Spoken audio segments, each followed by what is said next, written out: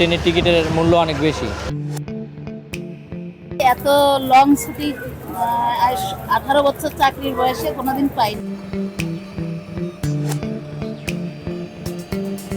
আমাদের বাড়ি হচ্ছে পঞ্চগড়ে। কথায় আছে না, একটা ঘর বানানোর জন্য আরেক ঘরে যায় বসবাস করতে হয়, সেরকমই আমরা কাজের টানে অনেক দূর থেকে এত দূর পর্যন্ত আসছি।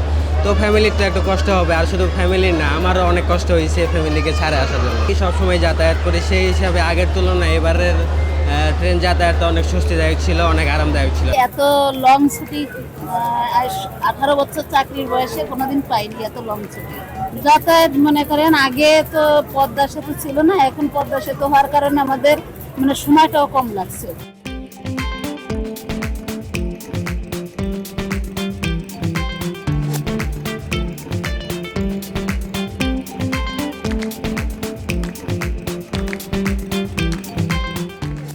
আমরা একটা কাজে আসছিলাম ঢাকাতে। আমরা এখন আপাতত বাসায় যাচ্ছি প্লাস হচ্ছে আমরা টিকিট কিনছি 9:10-এ। এখন প্রায় 10টা পার হয়ে যাচ্ছে, এখন পর্যন্ত ট্রেনের কোনো খোঁজখবর নেই আমাদের। ভিড় তো একটু কমই দেখতেছি বছরের তুলনায়। গত বছর তো একা একা ঈদ কাটাইছি, এবার আমার হাজবেন্ড নিয়ে ঈদ কাটাইলাম, অনেক ভালো লাগছে। হ্যাঁ, শ্বশুর বাড়ি শ্বশুর শাশুড়ি সবাই নিয়ে ঈদ কাটাইছি, অনেক ভালো লাগছে।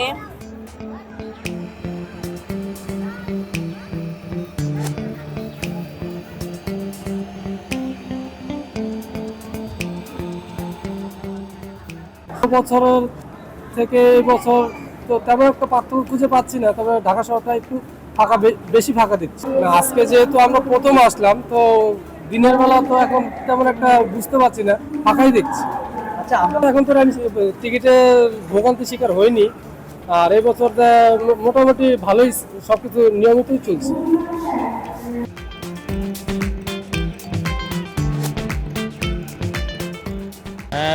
ট্রেনের টিকিট কাটছিলাম প্রায় 8:30টার দিকে, কিন্তু ট্রেন ছাড়ার কথা ছিল 9:10-এ।